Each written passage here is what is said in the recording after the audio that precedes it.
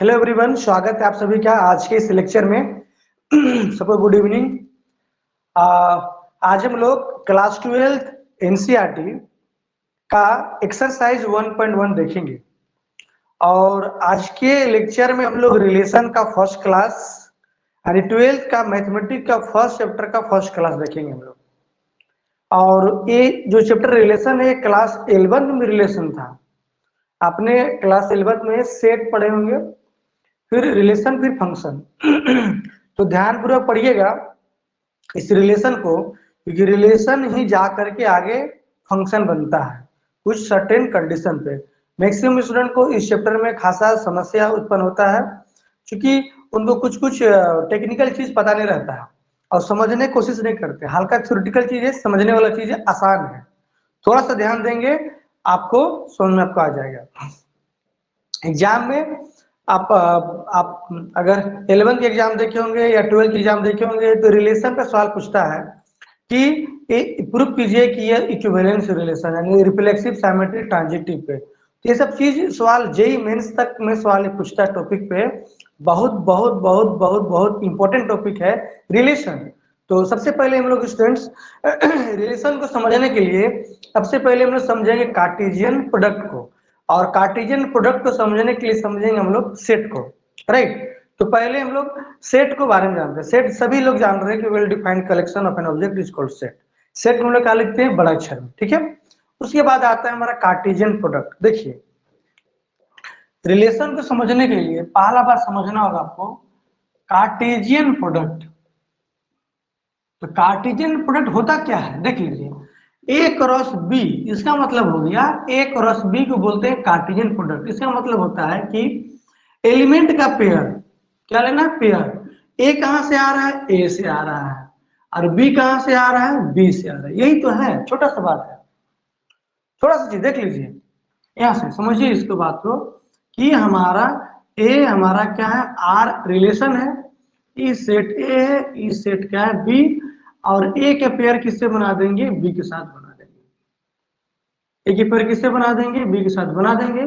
तो ए और बी क्या बन गया, पेयर बन गया। सेट ए का एलिमेंट का पेयरिंग सेट बी के एलिमेंट से कर देंगे तो पेयर बनेगा, है ना। तो ए क्या हो गया, ए हुआ ऑर्डर्ड पेयर, यानी कि set of the all ordered pair. ये क्या होगा, पूरा पेयर बन गया। नहीं, मैं एग्जांपल देके इसमें समझाता हूं, ध्यान दीजिएगा यहाँ पे। एग्जांपल जैसे मैं लेता हूं यहाँ पे, एक मान मैंने लिया ए, सेट ए में मैंने लिया बी, सेट बी में मैं लेता हूं क्या, सी, या आप कुछ भी ले सकते हैं, 1 ले सकते हैं, 1 2 3, बराबर है। अब यहाँ ध्यान दीजिए, आप समझने की कोशिश कीजिए, थोड़ा समझिएगा, मजा आ जाएगा। 2 मिनट एक क्लास है, एक कार्टेशियन प्रोडक्ट, फिर हम स्टार्ट करेंगे रिलेशन। इसको नहीं समझेंगे तो रिलेशन नहीं समझेंगे, इसीलिए दिक्कत होता है रिलेशन पे। और रिलेशन दिक्कत है, फंक्शन दिक्कत, क्योंकि 9 नंबर का क्वेश्चन एग्जाम आएगा, 8 नंबर का पूछता है क्वेश्चन, चाहे जैक हो या सीबीएसई हो।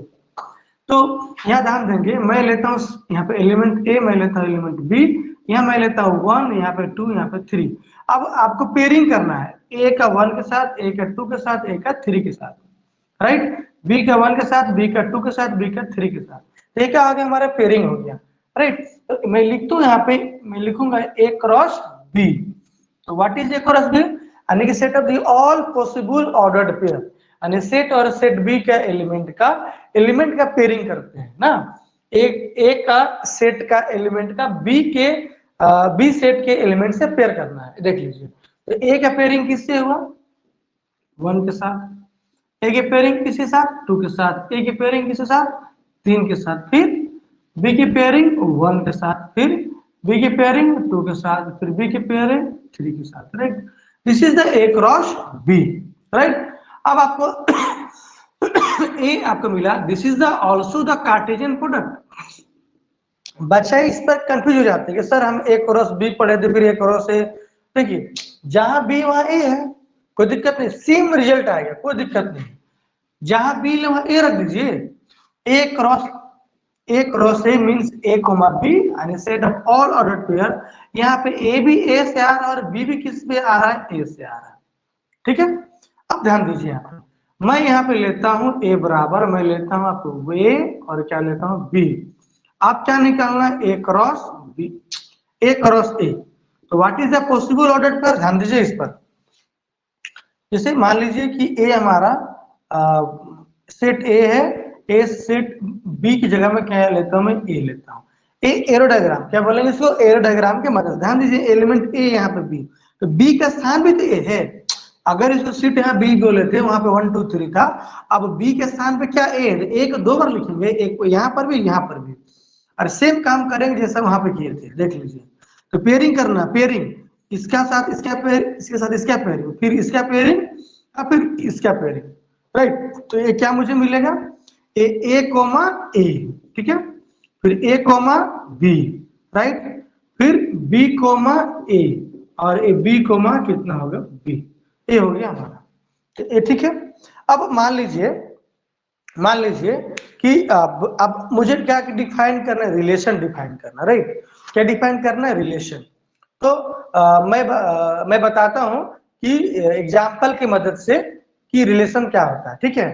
तो ए क्रॉस ए के जैसा ही कोई अगर सेट ले लेते हैं और उस सेट का प्रत्येक एलिमेंट ए क्रॉस में बिलोंग करता हो, तो उसको बोलेंगे रिलेशन। जैसे मान लेते हैं एक हम लोग सेट ले लिए, ए आर, अभी रिलेशन मैं नहीं बोल रहा हूं, आर मैंने क्या लिया, सेट लिया, और अपने मन से मैं ले रहा हूं, मैं लेता हूं यहाँ पे ए और मैं लेता हूं यहाँ पे बी, ऐसा मैंने ले लिया, ठीक है।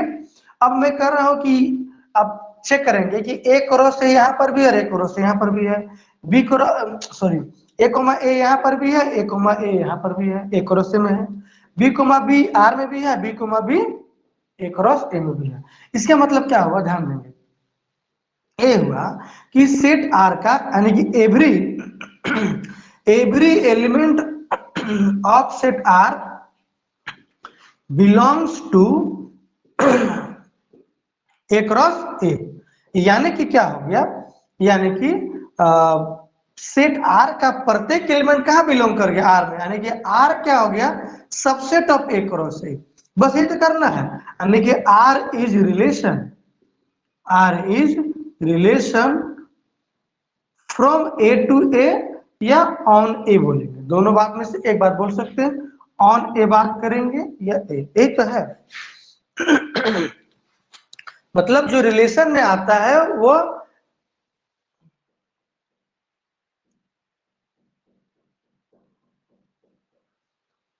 रिलेशन में जो आता है, राइट, रिलेशन में जो आता है एलिमेंट्स, वो किसका होगा, ए क्रॉस ए का मेंबर रहना चाहिए। अगर ये सबसेट हो गया आर, तो कहेंगे आर इज द, क्या कहेंगे, आर इज द क्या, relation from A to A. तो ये चीज हो गया, यहाँ पे समझे हम लोग। और मान लीजिए यहीं पे देखिए, जैसे मैंने लिया ना अभी ए क्रॉस बी, देखिए मैं बताता हूँ, देखिए जैसे यहाँ पे मैंने क्या लिया था, ए क्रॉस बी लिया था, बराबर। मैं एक सेट आर लेता हूं, इसमें मैं लेता हूं A1 और B2, ऐसा मैंने ले लिया। अब बताइए कि इस सेट आर का प्रत्येक एलिमेंट इसमें है कि नहीं, देख लीजिए है। तो क्या हुआ, every element of set R belong to the A cross B, यानी कि R is the subset of A cross B, यही हो गया। Do you mean by subset, मैं लिखूंगा अगर ए सबसेट ऑफ बी, इसका मतलब क्या हो गया, ए सेट का प्रत्येक एलिमेंट कहां हो गया, बी में चला गया। एक छोटा थाली अगर 12 थाली में कंटेन कर गया, तो छोटा थाली क्या बोलेंगे, बड़ा थाली का सबसेट छोटा। देखिए ऐसा है, मैं ऐसा बोल रहा हूँ, मान लीजिए यहाँ पे 1 2 3 है, अभी में कितना है, बी में 1 2 3 4 5 ऐसा है। तो ए सेट का प्रत्येक एलिमेंट किस में, बी में है, यानी कि ए क्या होगा, सबसेट क्या होगा बी। लेकिन इसका ए मतलब नहीं कि बी भी सबसेट ए का होगा। बी सेट का प्रत्येक एलिमेंट ए सेट में नहीं है, 1 2 3 तो है, 4 5 नहीं है, जो कि सेट बी में है लेकिन ए में नहीं है, बराबर। अब बताइए आर का प्रत्येक एलिमेंट कहां पर है, ए क्रॉस बी में है, यानी कि आर सबसेट हो गया ए क्रॉस बी। तो यहाँ पे क्या बोलेंगे, यहाँ पे बोलेंगे कि R is relation from what, from A to B. देख लीजिए, तो ए क्रॉस बी का माने ऐसा रिलेशन होगा जो ए क्रॉस बी में बिलोंग करेगा सारा एलिमेंट, तो बोलेंगे relation from A to B. और एक सेट आर होगा जिसका प्रत्येक एलिमेंट ए क्रॉस में बिलोंग करेगा, तो बोलेंगे कि R is relation from A to A. केवल सबसेट की कहानी, सबसेट चूंकि पढ़ चुके क्लास 11 में, वो चीज यहाँ पर भी है। तो देखना है कि आर के एलिमेंट बिलोंग करता है कि नहीं करता है। अगर कर गया तो बोलेंगे। तो मैं एग्जाम्पल के मदद से मैं बताऊंगा भी आपको, अब बहुत अच्छा तरह से क्लियर आपको हो जाएगा। वो भी सारा सवाल एनसीईआरटी के 1.1 क्लास 12 एनसीईआरटी के बन जाएगा। अभी आप बनाएंगे, तुरंत बनाने सीख जाएंगे। मैं बता रहा हूँ, थोड़ी देर में बता रहा हूँ। मैं डिफाइन करता हूँ रिलेशन, ये क्लास 12 अब चालू करने वाले हैं। एक तो मैं थोड़ा सा डेमो दे रहा हूँ, ध्यानपूर्वक देखेंगे इसको।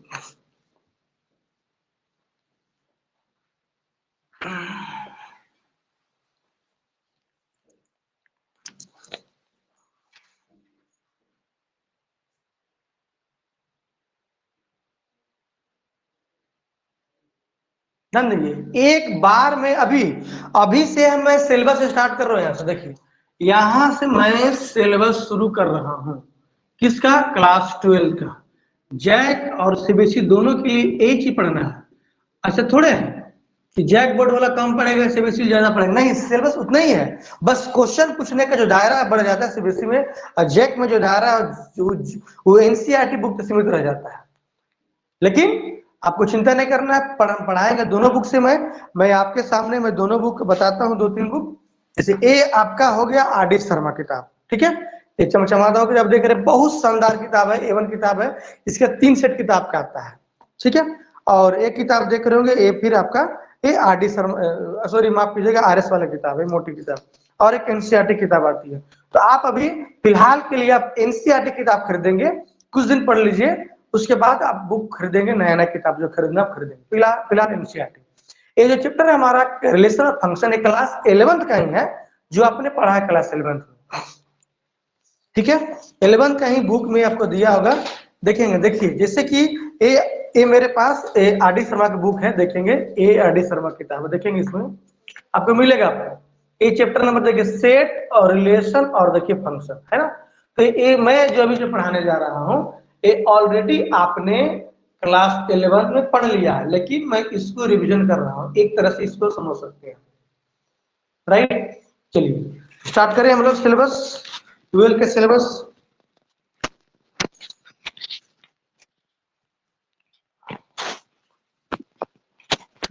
चलिए, किसी को दिक्कत होगा तो आप बोल सकते हैं, मैं सुन सकता हूँ, कोई दिक्कत नहीं है, ठीक है।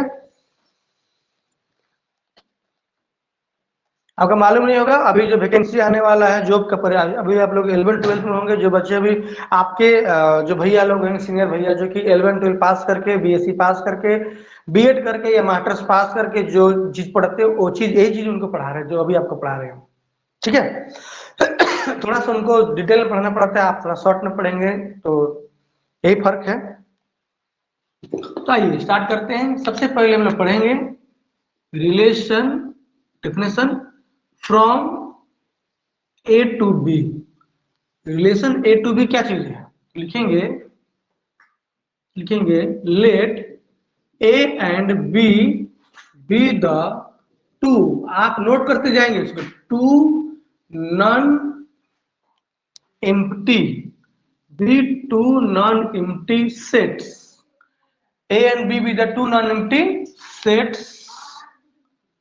Let A and B be the two non-empty sets, and if R is subset of what? A cross B, then R is relation from, क्या बोलेंगे, A to B। R subset है ए क्रॉस बी का। देखिए ए cross B का रहेगा तो relation from A to B बोलेंगे, A cross A का रहेगा तो relation from A to A के शॉर्ट में क्या बोलते हैं? ऑन ए बोलते हैं, याद रखिएगा। देखिए मैंने भी लिखा था, मैं फिर लिखता हूं अभी आपके लिए। ए देखिए, आर हमारा रिलेशन है सेट ए से सेट बी में, यहाँ एलिमेंट ए, यहाँ एलिमेंट बी, राइट। चीज हो गया यहाँ पे। तो लिखेंगे दैट इज, क्या लिखूंगा? That is R is the subset of A cross B. This implies, देखिए ए सिंपल आर है ना, मोटा आर नहीं है। This implies R is relation, ध्यान दीजिएगा, relation from A to B. और ये वाइस वर्सा भी होता है, दोनों तरफ से। अगर आर रिलेशन है तो मतलब क्या हो जाएगा, आर सबसेट होगा ए क्रॉस बी का, और अगर आर ए क्रॉस बी का सबसेट हो जाएगा तो क्या बोलेंगे उसको कि आर ए रिलेशन। बताइए ए क्रॉस बी के एलिमेंट, मैंने अभी आपको एग्जांपल देके बताया कि ए क्रॉस बी के एलिमेंट ऑर्डर्ड पेयर में रहता है, इसका मतलब और आर जो है ए क्रॉस बी का सबसेट है। जिसे जैसे मान लेते हैं, जैसे बॉस हो गया, इसका क्या है, इसका मतलब क्या बोलेंगे, असिस्टेंट है। इससे मान लीजिए आपका नाम है जैसे आपके फादर के नाम होंगे श्याम गुप्ता, तो बेटा का नाम क्या होगा, राधे श्याम गुप्ता, ऐसा कुछ होगा, या मोहन गुप्ता। गुप्ता नहीं लिखा है कोई लोग, मान लीजिए फलना उरांव लिखा है, बेटा का नाम भी उरांव लिखाएगा, तो टाइटल मैच करता है। तो जैसे मान लीजिए ए क्रॉस बी में कैसा एलिमेंट आता है, कैसा एलिमेंट आता है, ए तो ए को बी के जैसा, तो आर का एलिमेंट कैसा होगा, आर इसी के ना बेटा है जी। देखिए आर क्या है, ए क्रॉस बी के बेटा समझ लीजिए, इसका सुपुत्र है, तो जो जो गुण ए क्रॉस बी में होगा वही गुण किस में होगा, आर में होगा। यानी कि आर का डीएनए किससे मैच करेगा, ए क्रॉस बी से डीएनए से मैच करेगा। समझ रहे हैं ना बात को, डीएनए। तो ए क्रॉस बी का डीएनए कैसा है, देखिए कभी कोई लफड़ा केस पहुंच गया तो डीएनए मैच कराता है, हाँ इसका है कि नहीं है, डीएनए डीएनए से मैच करता है, हाँ उसका ये सुपुत्र है कि नहीं है, ये चेक होता है। इसी प्रकार से आर ए क्रॉस बी की सुपुत्र है, आर छोटा होगा किसका, ए क्रॉस बी का, लेकिन ए क्रॉस बी के जैसा ही ये है। समझ रहे बात को, तो इसका मतलब होगा कि दैट इज कहेंगे कि एक्स वाई अगर आर में बिलोंग करता है तो दैट इज रीड एज, इसको क्या पढ़ेंगे, इसको read as x is related, क्या लिखेंगे, x is related to y। और कभी कभी लोग इसको ऐसे भी लिखता है x is r related to y, ऐसे भी लोग लिखता है इसको, राइट। और मान लीजिए एंड इफ x y अगर ये बिलोंग नहीं कर रहा है, ऐसा नहीं कर रहा है, तो क्या लिखेंगे, इसको क्या पढ़ेंगे, read as x is not, मैं एग्जांपल देकर मैं अभी क्लियर करता हूं, नॉट रिलेटेड टू वाई। ध्यान देंगे एक्स जो है वाई से रिलेटेड नहीं है, रिश्ता नहीं है। इसे मान लेते हैं कि मान लीजिए कि ये बॉस है और इसका ए है, तो या मान लीजिए बाप है बेटा है, तो डीएनए मैच नहीं किया, नहीं मैच किया तो क्या बोलेंगे, इसका कोई संबंध नहीं है इसका, और डीएनए मैच कर गया तो संबंध है बोलेंगे। वही चीज है, एक्स का वाई के साथ संबंध है कि नहीं, भाई बहन का रिश्ता, दोस्त का रिश्ता है कि नहीं। तो ये हमारा हो गया ए क्रॉस बी, समझ गए। और ए क्रॉस बी में क्या बताएं, आर, आर अगर सबसेट होगा तो रिलेशन होगा। अब इसी में मैं बात करता हूं रिलेशन फ्रॉम ए टू ए, और ए टू ए को क्या बोलते हैं, ऑन ए बोलेंगे। तो A be the non empty set, A be the non-empty set and R be the subset of A, the ditto which is same to same, कुछ दिक्कत नहीं है। The relation from A to A, if क्या लिखेंगे इसको, इस तरह देख लीजिए, ऐसा लिखेंगे, if R is subset of A cross B, then we can say that R is the relation from A to A। बाकी सेम टू सेम ये चीज, डिट्टो, कोई अंतर नहीं है। B लिखने और A लिखने फर्क पड़ता नहीं है, A से A में जाएगा, वहां A से B में जा रहा था, ठीक है ना। देखते हैं ना कभी कभी रिश्ता एक फैमिली दूसरे फैमिली रिश्ता हो जाता है, कभी कभी होता है सेम फैमिली में रिश्ता होता है, अपने फैमिली में रिश्ता बन गया, तो सेम फैमिली में रिश्ता हो गया, ए से ए में गया।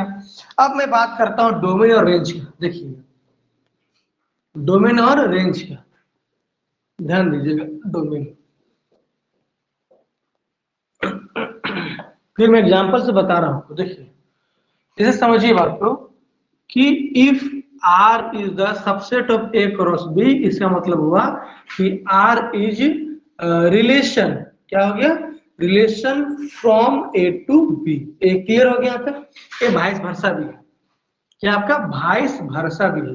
तो डोमेन की जहां तक बात करेंगे, डोमेन R क्या होगा, वैसा सारा X कोऑर्डिनेट जिसका पेयर, जिसका जोड़ी कहां बिलोंग करेगा, R में, वैसा X को लेना है जिसका जोड़ी, जिसका एक्स जो है वाई से क्या रहेगा, संबंध रखता हो, रिलेशन में रहता हो। एक्स का संबंध किससे, वाई के साथ है, तो एक्स को बोलेंगे क्या हम लोग, डोमेन, यानी कि set of the first coordinate, set of the first coordinate of क्या करेंगे, उसी प्रकार से रेंज की बात करेंगे, क्या बात करेंगे, रेंज ऑफ द आर, यानी कि रेंज में क्या बोलेंगे, सेकेंड कोऑर्डिनेट, ध्यान दीजिएगा सेकेंड कोऑर्डिनेट वाई। देखिए डोमेन के लिए एक्स और रेंज के लिए क्या है, रट लीजिए इसको, नहीं याद हो रहा है रट लीजिए, 4 बार बोलिए, याद है रटना क्या है, समझ तो आ रहा है। तो वही चीज होगा, set of the all second coordinate of the R, second coordinate किसका, रिलेशन, रिलेशन मतलब मैंने बताया कि ऑर्डर पेयर में होता है, उसका फर्स्ट कोऑर्डिनेट लेंगे सेट तो डोमेन कहलाएगा, सेकेंड कोऑर्डिनेट क्या हो जाएगा, रेंज कहलाएगा, राइट। और कोडोमेन जो होगा, कोडोमेन की जो बात करेंगे आर का, वो क्या होगा, सेट बी, देख ले ये सेट बी आ रहा है। लेकिन ये चीज अगर बात करेंगे आर क्रॉस, यानी R is a subset of A cross A, तो relation from A to A, तो डिट्टो आ जाएगा और कोडोमेन हो जाएगा सेट। देख लीजिए यहाँ पे मैंने बताया कि सारे एक्स का रिश्ता वाई के साथ नहीं होगा, कुछ बचल रहेगा, ये सेट है, यहाँ कुछ बाकी रहेगा, वो सब सारा कोडोमेन में आएगा, जिसका रिश्ता बनेगा वो रेंज बनेगा, जिसका ए का प्री इमेज हो गया माने पहले वाला हो गया, ये डोमेन में जाएगा, शुरू वाला डोमेन में, ये रेंज में, और जो बच गया पूरा पूरे कोडोमेन में जाएगा, राइट।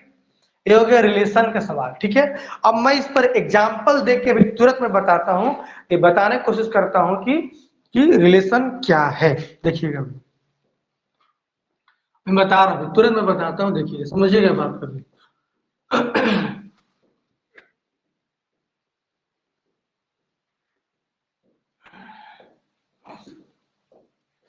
इन क्लास 12 में ध्यान देंगे कि सारे जो रिलेशन जितने मिलेंगे आपको वो एक और से मिलेंगे, सारे जो शुरू एग्जांपल से बात करेंगे।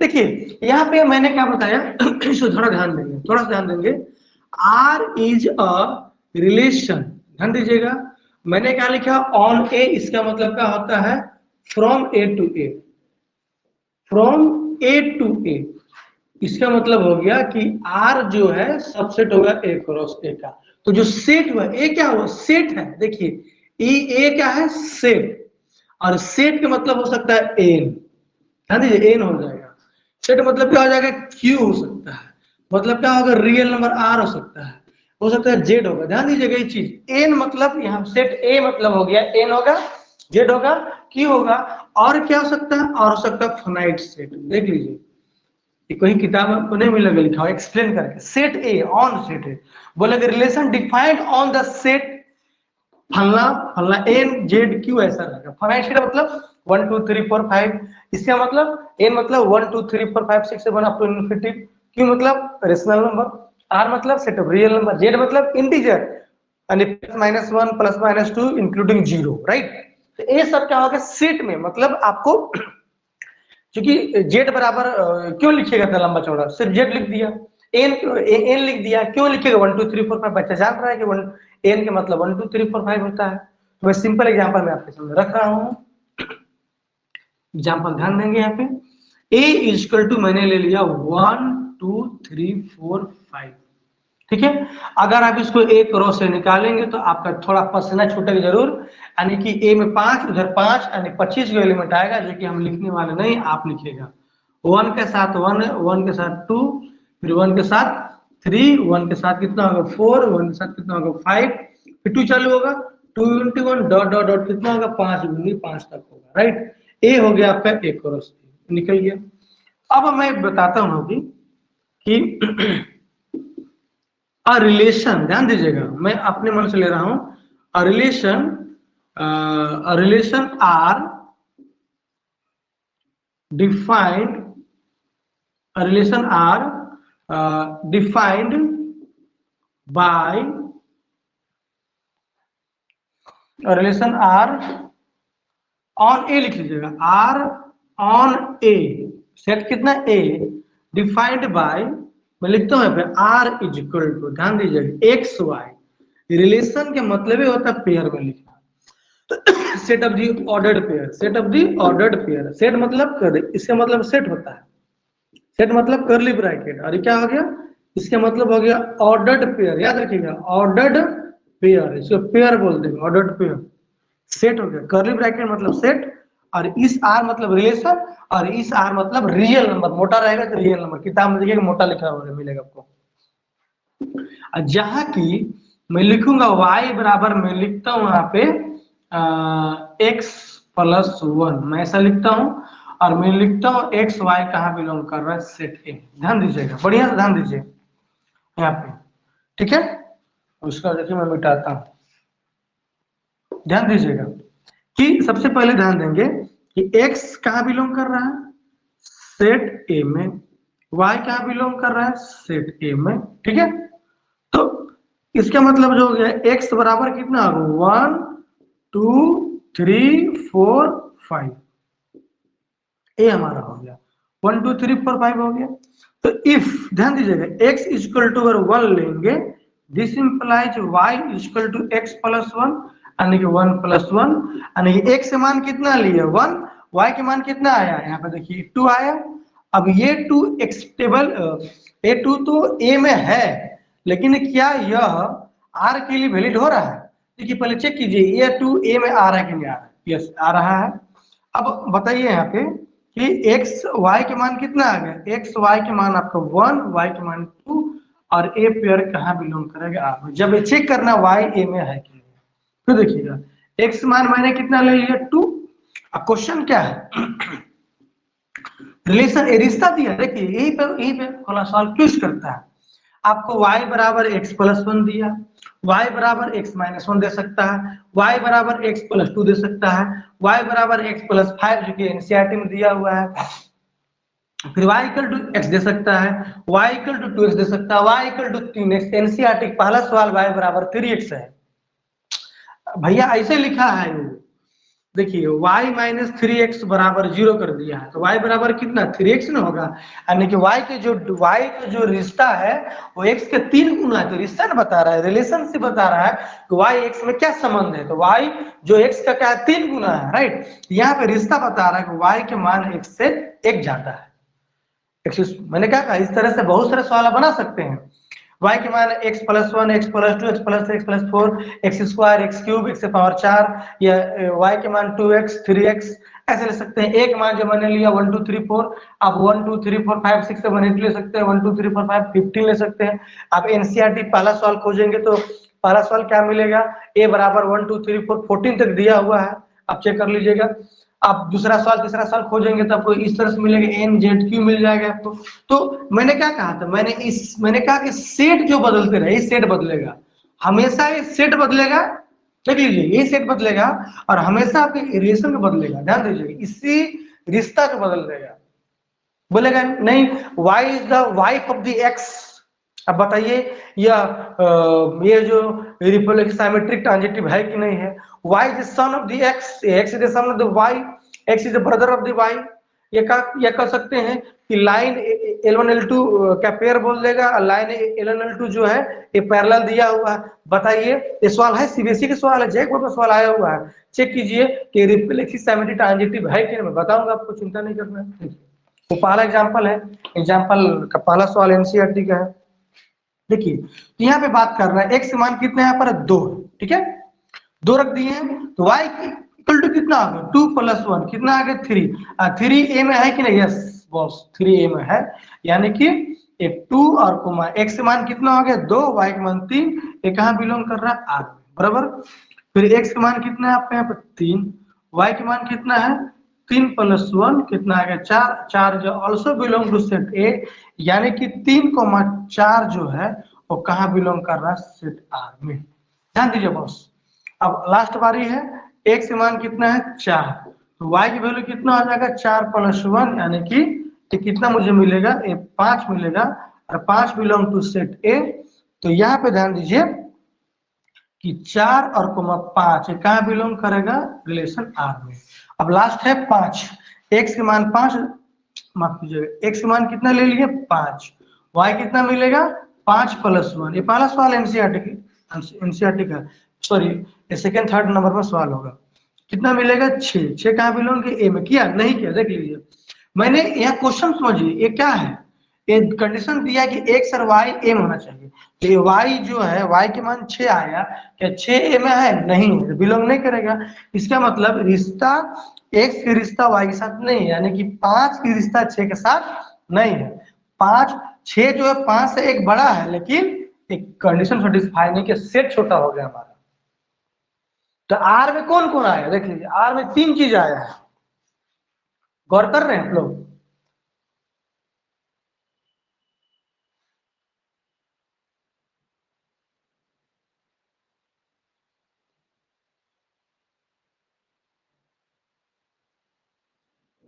ठीक है, अब ध्यान दीजिए इस पर। आवाज नहीं आ रहा तो माइक ऑफ करके ऑन कीजिए, आपका आ जाएगा आवाज। राइट, देखिए